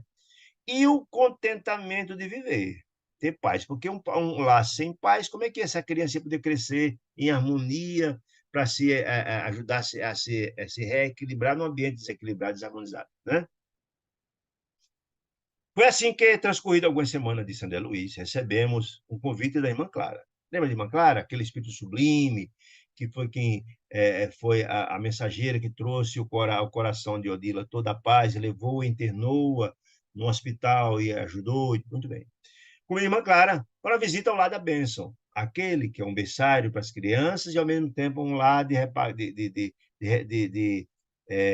um lar é, onde as mães vão se renovar, visando a sua reciclagem para botar as de pé ao papel. Em noite próxima, Odila, conduzida a segunda esposa de Amaro, ao encontro de Júlio. Em noite próxima, Odila levaria Zumira, né, ao encontro de Júlio, como derradeira preliminar. O que está dizendo de preliminar, gente? Há todo um roteiro, como a última etapa para quê? Para a gravidez. Por quê? Era exatamente aquela situação que aconteceu lá na encarnação de Segismundo. É a apresentação dos pais ao futuro filho. É muito importante que haja empatia entre Zumira, que vai receber o espírito de Júlio, porque com Amar não há problema. Amar já tinha sido pai da criança na encarnação passada e tinha grande afinidade. Restava agora, sim, como era a receptividade. Lembremos que lá no livro Missionário da Luz, Raquel tinha grande receptividade com o Segismundo, é uma maravilha. A dificuldade estava em Adelino. Né? A dificuldade agora é Zumira. Será que a Zumira vai receber bem? Porque com a Amaro não tem nenhum problema. E é muito importante que haja a receptividade dos pais ao filho, para que a reencarnação seja exitosa. Né? No trabalho reencarnatório. No momento aprazado, achávamos lá no lado da benção Blandina, que era Neimei, Mariana, que era a avó dela, Clarêncio, o ministro do nosso lar, Hilário e eu, e André Luiz, né? Palestrando, conversando animadamente em aposentos reservados à escola de mães, onde Odila estava internada, estava lá na colônia espiritual junto com o filho, onde ela cuidava do menino.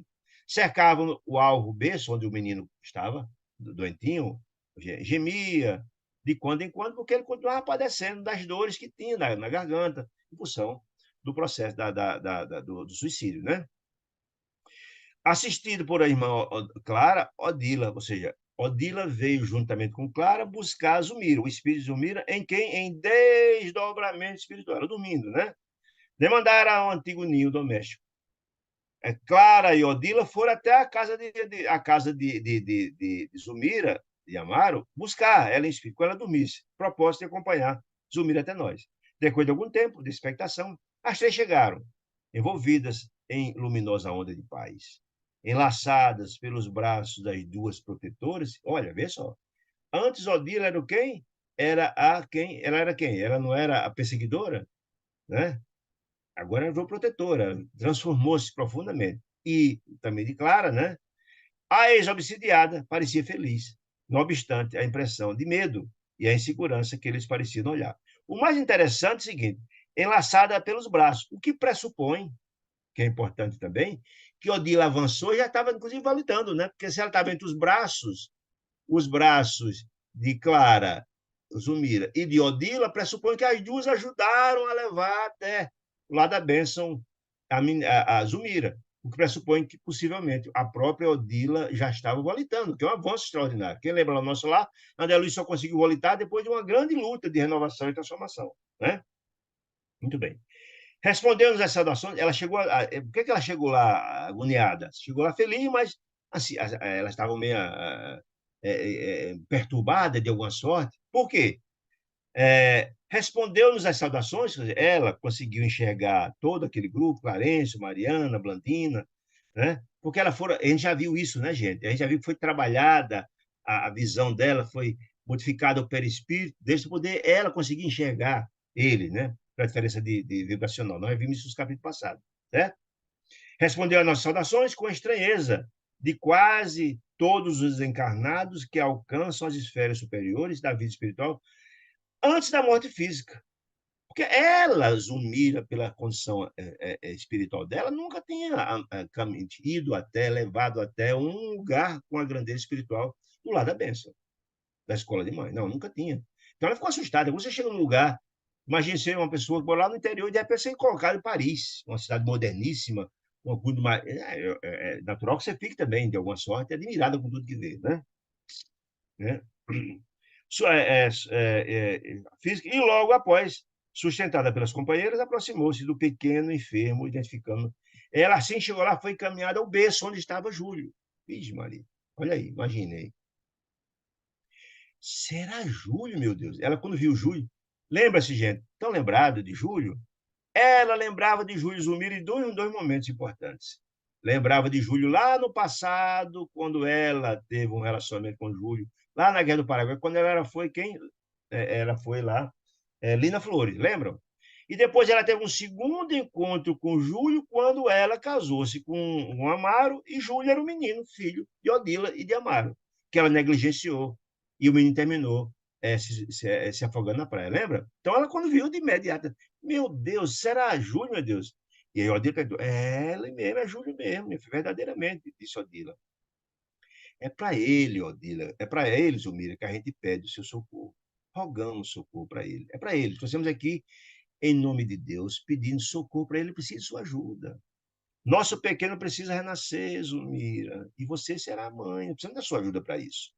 Poderá auxiliá-lo, Odila, com todo amor, perguntou, você pode auxiliá-lo, oferecendo o regaço, o colo de mãe? Perguntou para ela. Vimos a interpelada Zumira em lágrimas de alegria. Olha que transformação maravilhosa. Lá de alegria. Inclinou-se sobre o menino, que estava no berço, afagou com carinho, com intraduzível ternura, e falou em voz quase sufocada de emoção. Estou pronta, Odila, estou pronta, irmã Clara. Devo a Júlio cuidados que lhe neguei. Olha que coisa interessante.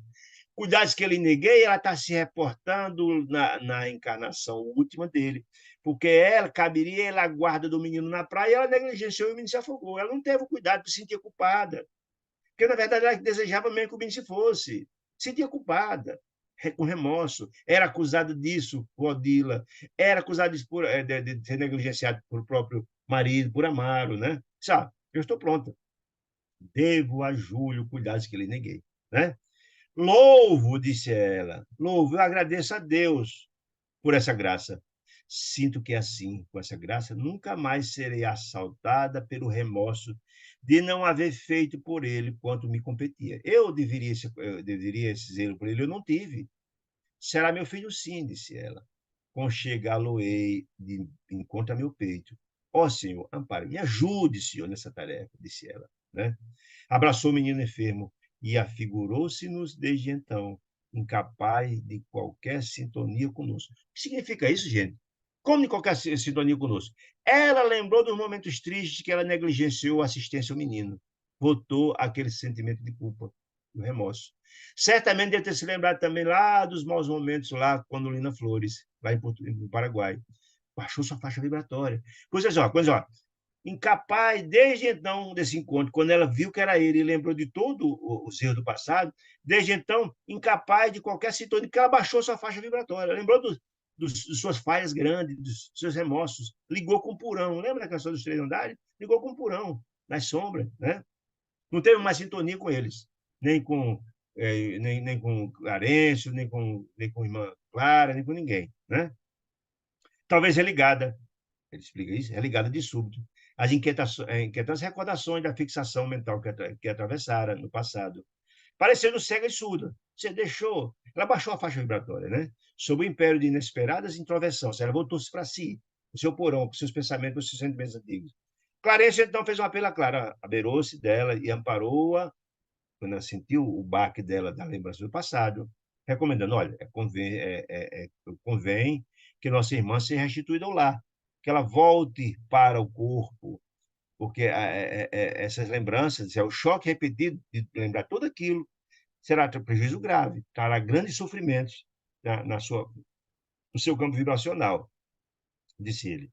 Amanhã, disse Clarence, pode devolver. Ou seja, o que caberia que foi feito? Ela veio até aqui, abriu o coração, comprometeu-se em receber com todo o amor Júlio. Júlio encontrou com ela, criou-se uma empatia importante. Ela pediu aos céus ajuda. Então, essa parte da apresentação está feita, está cumprida. É bom retornar com ela agora para não causar prejuízo para ela, né? E amanhã, disse Clarence, reconduziremos nosso pequeno menino no santuário doméstico, de onde veio, ele desencarnou lá, naquele lá, para voltar para aquele mesmo lá, reencarnando, confiando-o, enfim, a tarefa do recomeço. Você ia voltar de novo a reencarnar naquela família. E aí voltou a dizer uma coisa que é importante. Amaro vai ser pai de Júlio por 2 vezes numa encarnação só.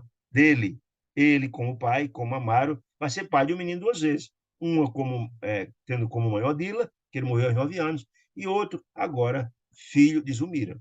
A sugestão foi obedecida, ou seja, foram levar, Clara e Odila foram levar Zulmira de volta ao corpo dela. E enquanto Zulmira voltava ao templo familiar, arquivava nossa expectação para o dia seguinte, quando aconteceria efetivamente o processo da reencarnação de Júlio. Aí aqui no capítulo 28, exatamente relatando esse retorno de Lacan. Esse processo, como vai se dar?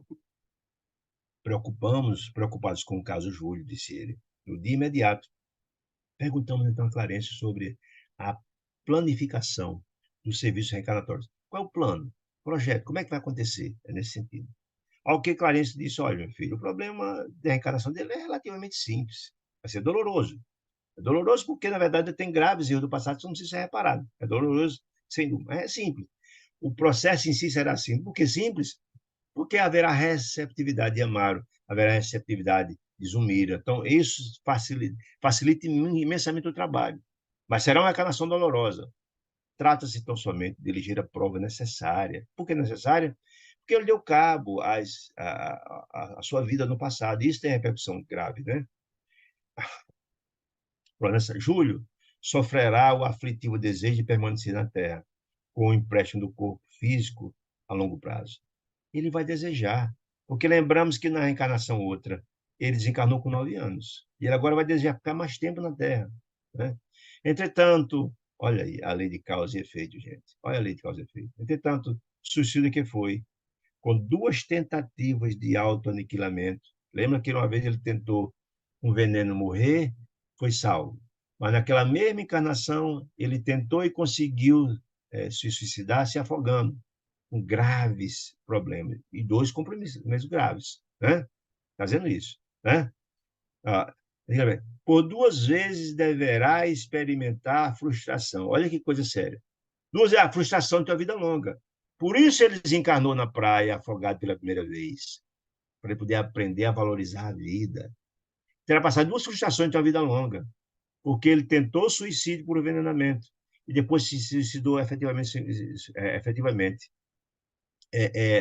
se afogando. Então, ele vai passar por 2 tentativas de ter uma vida longa frustrada, para ele aprender a valorizar. Olha aí. Por 2 vezes deverá experimentar a frustração de ter vida longa, para valorizar com mais segurança a bênção da vida terrestre. Portanto, ele vai morrer prematuramente de novo. De novo. Agora, você imagine a dor do pobre, da família, especialmente de Amaro, que ter, numa encarnação só, perder um filho 2 vezes em tenra idade. Olha que. Mas é a lei de ação e reação, não tem jeito, né? Muito bem. Para valorizar, tal, muito bem. Depois de estagiar por muitos anos, aí ele vai contar, olha, quando ele suicidou, tentou e suicidou, ele passou muitos anos nas regiões inferiores, nosso plano, a confiança inutilmente na revolta e na inércia, nada fez do bem e revoltado. Já passou pelo afogamento. Qual afogamento? Na primeira encarnação com o filho de Amaro, aos 9 anos. E agora enfrentará a intoxicação. Ele terá uma nova morte por intoxicação. A segunda causa da morte dele será aí. Uma que ele se afogou e terá uma intoxicação, certamente não será propositada por ele. Alguma coisa que vá com que ele resgate essa dívida que ele tem diante da lei de Deus. Olha que impressionante. Tudo isso é lastimável, disse ele. Eu lamento profundamente, mas é a lei. E mostrando significativa expressão, disse, olha, quem aprenderá, disse ele, o ministro, quem aprenderá sem a cooperação do sofrimento? Ou seja, a dor é um remédio, não é, gente? A dor é um remédio. Quando ignoramos o apelo do amor, vem a dor reparadora, não é assim? É a vida, é assim. Portanto, como se estivermos diante de uma grande dor, precisamos entender e rogar a Deus força e coragem, que ali estamos resgatando, provavelmente, algo de grave que fizemos no passado. Pedir a Deus força para seguir em frente. Penso, contudo, disse ele, no martírio dos pais, disse Hilário. Imagine o sofrimento dos pais, que vai ter que passar por uma situação como essa. E então o ministro respondeu, meu filho, disse ele, é verdade. Mas a justiça a justiça é inalienável, ela não muda. A justiça está aí para ser cumprida. A justiça de Deus ela é inalienável, não dá para você alienar, não dá para você derrogar essa lei divina. Não, disse ele. Disse ele. Não podemos iludir a lei divina. Quem viola haverá consequências. Aí ele foi explicar por quê. Com o desequilíbrio emocional de Amaro e Zumira, quando lá na Guerra do Paraguai, lembra que Zumira era Lina Flores e Amaro era exatamente Armando, que traíram eles dois, Júlio, acarretando, quando Júlio encontrou eles dois juntos, se suicidou? Olha, com o desequilíbrio emocional de Amaro e Zumira, no passado, no pretérito, Júlio arrojou seu escuro despenhadeiro do suicídio, de compromissos morais. Foi a consequência. Ele suicidou em decorrência da angústia por ter ver a mulher que ele amava ter sido traiu com um amigo, o melhor amigo dele, que foi traído.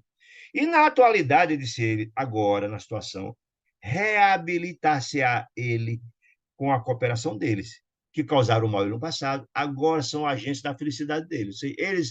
Eles com a atitude deles, amarem e Zumira no passado, acarretou, com o desequilíbrio deles, a morte do menino Júlio. E agora, com o amor deles, permitirá exatamente o retorno dele. A paz, a harmonia, o equilíbrio. Olha a lei como é extraordinária, né? Ontem, disse o ministro Clarence, o casal, por esquecê-lo, a amizade e a estima vencido por ele, inclinou a queda, a morte, o suicídio. Hoje, por amá-lo, garantir-lhe-á o soerguimento. Olha que maravilha. É a lei, meu amigo, é a lei de Deus. Né? A palestra esmoreceu, talvez porque o assunto nos complicasse a severa meditação. E por quê? Aí é aquela história. Olha, o assunto esmoreceu. Lembremos que era um diálogo aí entre André Luiz, Hilário e o ministro Clarence. Ele queria saber consequências. O Odilo não estava mais participando dessa história. A curiosidade sobre a lei de Deus, etc. E o ministro Clarence estava conversando com o Clarence, com a Hilário e André Luiz, explicando tudo. E aí eu achei interessante, a palestra esmoreceu, depois de tudo dizendo que aqui paga o que se fala, aqui se paga o que se faz, etc, etc. Né? A palestra esmoreceu, talvez porque o assunto nos compelisse a severa meditação, porque certamente eles, como todos nós, cometemos erros. Isso certamente virá em nossos corações a compreensão que passaremos por situação semelhante dos erros que cometemos. É isso que quero dizer. E lá eu, refletindo na absoluta harmonia da lei, e que ela é uma lei inderrogável, né? Calamos-nos cismarentos. Cismarentos também diz, puxa vida, vamos ter que prestar conta também dos nossos atos. À espera da noite, quando entregaríamos a caravana da amizade, que restituiria a criança enferma ao antigo ninho. Por que antigo ninho? Ele vai reencarnar no mesmo lar que ele teve a última encarnação, ou seja, no lar de Amaro. Com efeito, havia essa madrugada, quando alcançáramos a residência do ferroviário, no caso de Amaro, envolvida em sombra. Essa sombra que dizia que era noite, é nesse aspecto. Odila trazia nos braços a mãe, que fora na encarnação passada. Odila trazia os filhos no braço, o espírito dele, né, inquieto e gemendo. Ele continuava gemendo, continuado. A dor dele nunca aplanava com a ferida na glote, né? E as angústias decorrendo do suicídio. Enquanto a irmã, o ministro Clarencio, Clara, Blandina, Mariana, Hilário, toda a comitiva foi. E eu, rodeávamos ambos. Ambos quem? O filho, Júlio, nos braços de Odila, certo? Em silêncio. Penetramos na sala humilde da casa de Amaro, quando se como se houvesse ouvido invisível anestésico, o menino emudeceu. Olha que informação interessante, gente. O menino que vinha gemendo, de dor e angústia, quando entrou na casa, opa, se acalmou, se tranquilizou. Junto de nós, Clarencio explicou: "Ó, meu filho, o doentinho encontra grande alívio em contato com os fluidos domésticos que ele já conhecia, tinha afinidade, você se sente bem. Você está num lugar estranho, você sente em casa, se sente aliviado com aqueles que amam e tal. Ele sentiu de imediato alívio quando chegou na casa onde estava a irmã que ele tanto amava, Evelina, quando estava Amaro, que ele tanto amava, e com Zumira, porque criou uma afinidade muito grande com a visita dele lá da bênção, né? O reequilíbrio, diz Clarence, do menino, da alma, no ambiente em que ele é familiar, no mundo, constitui base firme para o êxito da reencarnação. Ou seja, é uma condição. Se a criança não se sentir recepcionada pelos futuros pais, haverá grandes atritos. Como ele foi muito bem, já tinha afinidade com a Mauro, e agora com Zenó, com Zumira, depois da apresentação dela lá no lado da Bênção, ele se sentiu em casa, acolhido, amado, isso é importante, né? Não prosseguiu com tudo, não prosseguiu, foram até a sala, mas não entraram. Clara disse, fez ostensivo aceno a Clarencio, que penetrou sozinho. Olha que informação interessante, sutil, mas interessante. Olha só. Eles todos entraram na sala, a comitiva toda. Mas no quarto onde estava, no quarto onde estava Zumira dormindo com o marido, só entrou Clarence. E por quê? Olha que interessante. A irmã Clara fez um aceno e só o instrutor penetrou sozinho na câmara conjugal. Por quê? Questão da intimidade, né, gente? Eles podiam estar se relacionando, algo assim, e que é um momento de profunda intimidade que é resguardado pela espiritualidade. Ele entrou sozinho, Clarencio, sem dúvida, para certificar-se quanto à conveniência de confiarmos ao pequeno da sua mãe naquela hora, que poderia não ser o momento adequado, né? Quando foi tudo bem e tal. Transcorrido alguns minutos, Clarencio veio ao nosso encontro, convidando-nos a entrar. Está tudo tranquilo, pode entrar, está tudo tranquilo. Entendeu? Do espetáculo, ele dobrou-se de Santa Luísa, a nossa visita. Zumira, em espírito, se ela estava dormindo, desdobrada, em espírito, estendeu os braços fraternos, que ela já conhecia, sabia da situação, relembrou tudo da noite anterior do lado da bênção, né? Quando viu quem? Odila com a criança nos braços. Quando viu Clarencio, irmã Clara, André Luiz, Hilário, todo mundo, né? Estendeu nos braços fraternos. Estava bela, radiante de alegria, feliz, porque era um compromisso que tinha assumido, vendo se materializar aquela promessa da noite anterior. E quando recebeu de quem? Dos braços de Odila, o espírito dele, aconchegou ao próprio peito. Pareceu-me sublimada Madonna, mãe, significa isso, aureolada, com maternidade vitoriosa. Odila chorava. O senhor Odila ficou muito feliz, porque ele era o começo da grande redenção da família dela. Do filho que seria acolhido por ela e amado e recebido, seria a alegria e a felicidade também de Amaro, seria a felicidade, sem dúvida nenhuma, da própria menina Avelina e dela própria Zumira, que seria exatamente, ela colherá as bênçãos de todo esse processo, porque terá o companheiro e toda a família repacificada, né? A emoção é muito grande, né? Clarencio ergueu os olhos aos altos e orou, ou seja, aquele encontro era o momento da consolidação da reencarnação. Olha que coisa interessante. Muito provavelmente, o óvulo já tinha sido fecundado. Muito provavelmente tinha fecundado. Era só o momento agora da implantação, possivelmente, do espírito no útero da menina, de Zumira. Porque, se vocês lembram, tem a detalhe disso lá no livro Missionário da Luz, lá no capítulo 13, na reencarnação segunda. Há detalhes com relação a isso. Depois de que houve o relacionamento sexual, quando o óvulo, quando o espírito se modifica, se renova para entrar no útero da mãe. Há um processo de encolhimento. Tudo isso ele não diz, ele não explica mais nada aqui, porque já foi explicado lá. Ele não é de repetir as mesmas informações. As informações são muito úteis. Em cada livro explicou um caso, explica mais no outro. Todo aquele processo deve ter acontecido já. O trabalho no encolhimento do espírito, todo o trabalho dos espíritos construtores, tudo, né? Clarice então orou em voz comovedora: Senhor, disse ele, abençoa-nos. De almas entrelaçadas, disse ele, na esperança de teu infinito amor e no júbilo, na alegria, na felicidade, que nasce da obediência em teus desígnios, disse ele. Aqui nos achamos, acompanha do amigo, que volta à recapitulação, que volta à carne, para recomeçar o seu trabalho, para reparar seus erros do passado. Dá-lhes força, Senhor, a ele, para submeter-se resignado à cruz. Significa a cruz aqui, gente? Lembra Jesus dizia que quem quer seguir a ele, pega a sua cruz e siga-me? Sim, dele a cruz, resignado à cruz, que ele assuma as suas responsabilidades, que ele tenha coragem para enfrentar as suas duras provações que vai ter que ter. E expiações. Coisas que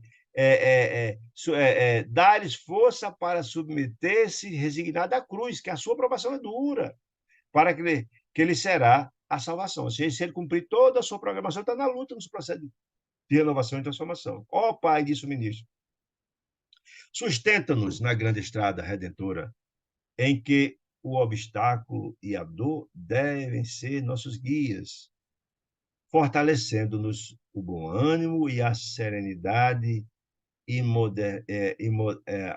modera-nos o coração, para que saibamos servir-te em qualquer circunstância.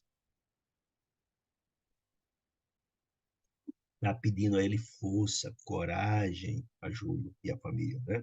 Para seguir sua jornada. Material Santo, tá. Sobretudo, Senhor, disse ele, ministro da prece, Senhor, rogamos-te, auxilia a nossa irmã. Que irmã, gente? Zumira, né? Que vai receber como mãe. Que investe sagradas inspirações femininas no apostolado maternal. Lembra a história do segredo entre Deus, que Francisco Xavier falava? Segredo de Deus e as mães, que é algo sublime? É isso. O amor de Deus, de mãe, é algo só compreensível entre Deus, né? Difícil de compreender. Santifica-lhes, Senhor, Zumira, os anseios da maternidade. Multiplica-lhes as energias para que elas se honrem contigo na divina tarefa de criar. Criar significa educar, dar amor, paz, fraternidade, orientação para a vida. A palavra no ministro de Sandra Luiz, saturada pelo amor, paternal amor, desse amor tão puro que nos atinge o espírito até a fonte oculta das lágrimas, ou seja, sensibilizou profundamente a todos, inclusive André Luiz, levando-nos à comoção, choro, diante daquele momento extraordinário. Zumira, todavia, sensibilizou-nos ainda mais a atitude dela diante da prece feita aos céus, rogando aos céus pelo ministro Clarence. Disse mais: atraída de Sandra Luiz, Zumira, pelo poder magnético da oração, e aí a gente sabe, o espírito, quanto mais evoluído, mais o poder magnético é maior. Ela foi tão atraída, tão envolvida pela prece, pelo magnetismo do próprio ministro, né? Avançou, avançou ela com o menino no colo, colado no regaço no colo, até junto onde estava o ministro, em oração, e ajoelhou-se, disse André Luiz, numa atitude comovedora e bela, né? Aquela humildade ingênua lembrava-me, disse André Luiz, a narrativa evangélica da viúva de Naim, com o filho morto aos pés do Cristo. E não pude conter o pranto, porque me verteu o coração. Gente, essa passagem evangélica da viúva de Naim é uma coisa muito interessante que está no Evangelho. Conta nos Evangelhos que Jesus, quando chegou com os seus apóstolos na cidade de Naim, tinha um cortejo fúnebre, onde uma pobre viúva enterrava o seu único filho, único. Era viúva e tinha um único filho que tinha falecido.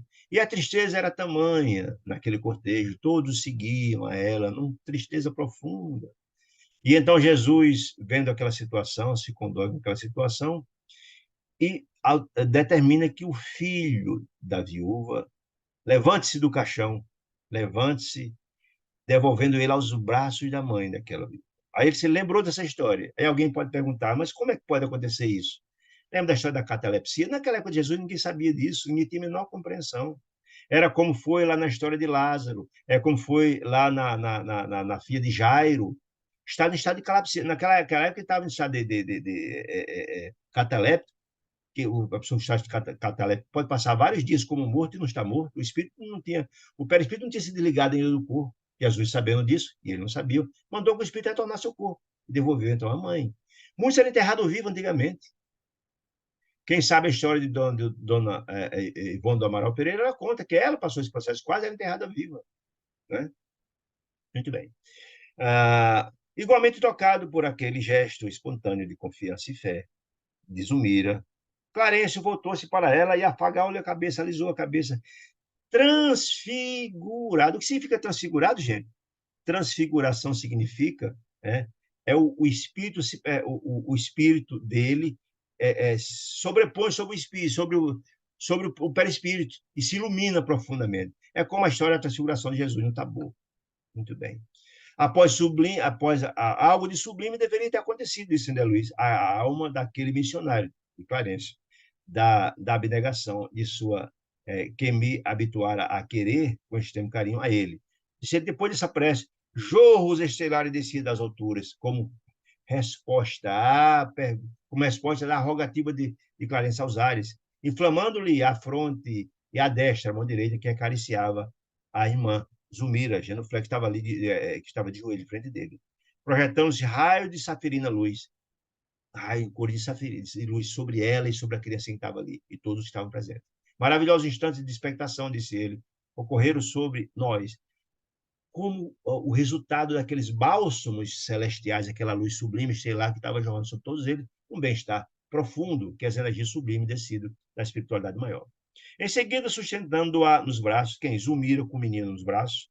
Clarencio ergueu-a, ela em espírito, que ela estava ajoelhada, né? Ergueu-a, conduzindo ao leito com a criança. Porque lembra que ela estava desdobrada, com a criança também em espírito. Levou até onde estava o corpo dela, com o propósito dela retornar ao corpo de carne, né? Zumira, desde então, afigurava-se integralmente concentrada no filhinho. Ela, desde que colocou o filhinho no braço, concentrou-se, que se enlaçou o menino a ela, uma certa justa posição dele a ela, instintamente, a maneira de um molusco, disse André Luiz, acomodar-se na própria concha. De entrar, fica ali impregnado, né? Júlio dormia placidamente. Lembra que antes ele estava gemendo, angustiado, de dor? Agora não, se acalmou profundo, dormia placidamente. Enfim, porque ele nunca tinha paz, nunca, pensando, vendo a cena do suicídio, angustiado com a dor na glória e tal. Abraçado ao colo materno, parecia fundir-se a ela, nele, no colo materno, como se fosse dois em um, se um só. De outras vezes, disse André Luiz, eu tinha acompanhado uns trabalhos de reencarnação, e ele narra muito bem lá no capítulo 13 de Segismundo, que exigiam um concurso ativo de técnicos, de assuntos, de benfeitores da vida superior. Mas ali o fenômeno era demasiadamente simples, porque lá, efetivamente, o trabalho de Segismundo foi bem trabalhoso, né? E certamente a missão de Segismundo era distinta da de Júlio nessa encarnação, pelo próprio preparo da própria reencarnação. Certo? O perispírito dele, do menino, como se justapunha ao delicado tecido do perispírito maternal, se juntou um ao outro, adelgaçando-se gradativamente, juntando-se um ao outro aos nossos olhos, disse ele. Clara e as companheiras beijaram a futura mãezinha. Todos passaram e beijavam o espírito de Zumira, dando a ela. E sabe que cada beijo de um espírito sublime passa o magnetismo, a energia que é recepcionada pelo espírito, que tentava recuperar o corpo desse. Ela tentava voltar ao corpo de carne dela. Ela estava desdobrada, né? Conduzindo consigo o pequeno Júlio, confortado e desfalecente, a retirar. E retiramos-nos, depois que ela voltou ao corpo de carne, tomados todos de alegria que nasce, pura da obrigação bem cumprida. E daquela missão ter sido cumprida, porque a gente sabe que dessa missão bem cumprida está a pacificação de todo aquele grupo de Amaro, Zumira, Odila e Evelina, né? Odila encarregou-se de assistência de Zumira, ficou o tempo todo acompanhando a reencarnação do menino, a família, tal, tal, tal. E Clarence prometeu seguir de perto, vir quando visitar, saber como é que estava, tal, os serviços naturais daquela gravidez incipiente, que estava se iniciando, né? E acompanhar tudo que fosse preciso para que a reencarnação fosse exitosa. Quando nos vimos de novo, a sós, quem? André Luiz, Hilário com Clarence, Tom pergunta, né? O ministro, com paciência, respondeu: olha, a reencarnação, disse ele, no caso de Júlio, não se reclama de nossa esfera cuidados especiais. Olha, é uma reencarnação incipiente, experimental, no campo da matéria densa, com interesse tão somente entre ele, Júlio, que precisa reencarnar para reparar seus erros do passado mesmo, e para os familiares que o cercam. Ou seja, o interesse ali gira em torno dele, Júlio, precisa reencarnar, de Amaro, que precisa reparar o passado, de Zumira e do próprio Odila, é ali. O interesse é ali, não é algo que refoge deles a coletividade, né? Todavia, se a existência de um filho de Amaro tivesse destinada no momento a influenciar a comunidade nessa missão muito mais grandiosa, aí sim, ele fosse detentor de méritos indiscutíveis, com responsabilidades justas nos caminhos alheios, se fosse uma pessoa que tivesse um papel importante na coletividade, está dizendo isso. O problema seria, efetivamente, outro. Seria um processo diferente de assistência. Forças de ordem superior seriam fatalmente mobilizadas para a interferência nos cromossomos dele. E lembra-se que lá na reencarnação de Segismundo teve esse processo, que foi acompanhado por Alexandre, o cromossomo até o óvulo. Está tudo escrito lá. Que certamente o papel de Segismundo era um papel distinto aqui de Júlio.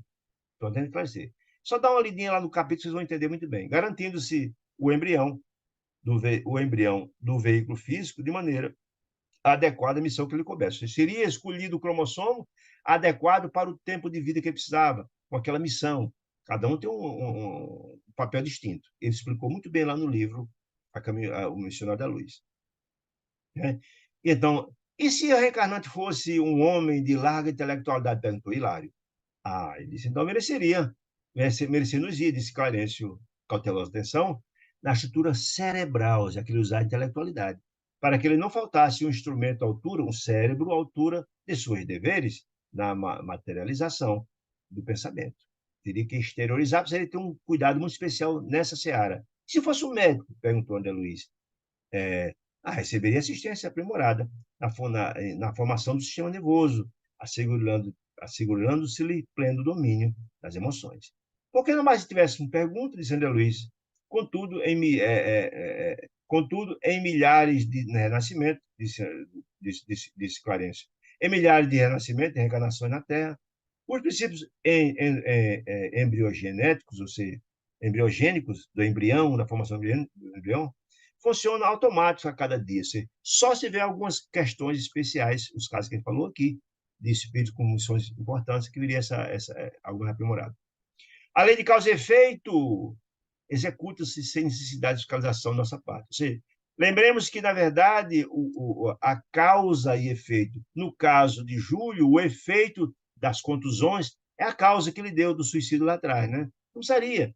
Na reencarnação, basta o magnetismo dos pais, da receptividade dos pais, aliada ao forte desejo daquele que regressa, do reencarnante, das formas. Nada mais que isso.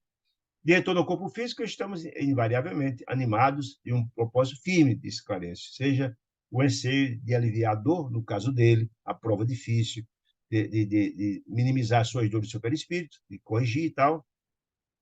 A aspiração de conquistas espirituais que nos facilitam o acesso à subida superior, se eu reencarno com o propósito de renovar, de me transformar, de fazer minha reforma, no sentido de alçar voos mais altos, né? Ou então o voto de recapitular, está falando em vários casos aqui, de recapitular serviços mal feitos. Eu tinha uma missão e não a cumpri, volto para cumprir a sua inteireza, porque foi reprovado nessa matéria na encarnação passada, podemos assim dizer. Ou o ideal de realizar grandes tarefas de amor entre aqueles que nos afeiçoam no mundo, ou seja, é um mensageiro, na verdade, quando você recebe, é um grande mensageiro de Deus, que vem cumprir grandes tarefas, o Francisco Xavier, o Francisco de Assis, uma matéria de Calcutá e por aí vai. De modo geral, de a maioria das almas que reencarnam satisfazem a fome inquietante do recomeço, para cumprir, para continuar sua jornada de gradativamente se renovando. Quem não atendeu com exatidão ao trabalho que a vida lhe delegou, ou seja, quem não cumpriu o seu mapa reencarnatório, deixou de cumprir, disse ele. Depressa se rende ao impositivo da repetição da experiência e o ressurgimento na luta física aparece como bênção renovadora. É muito fácil compreender, a gente vê sempre isso. Quando você na verdade, é reprovado na matéria, vem para cumprir a missão, não cumpriu, você tem que começar de novo, tudo de novo. Né? Você roga aos céus a bênção de voltar de novo a recomeçar a sua luta, a sua jornada. Né?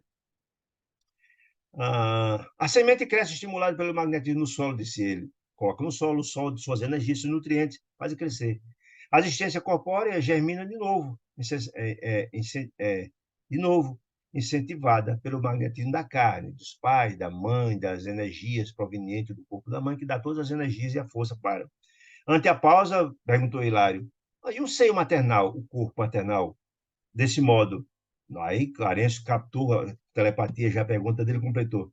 Meu filho, o corpo é o vaso anímico daqui de vida, de elevado poder magnético, ou um molde vivo, um modelo vivo, destinado à fundição ou refundação, à transformação, à renovação das formas, de novo, ao sopro criador da bondade divina, que em toda parte nos oferece recursos ao desenvolvimento para a sabedoria e para o amor. Ou seja, o corpo da mãe é o receptáculo que amolda de novo o corpo na sua grande jornada da renovação. É o milagre da vida, a possibilidade que Deus nos dá. É o meio pela qual Deus nos concede para atingir os fins, que é a felicidade, a paz e o amor, o desejo de Deus de renovação.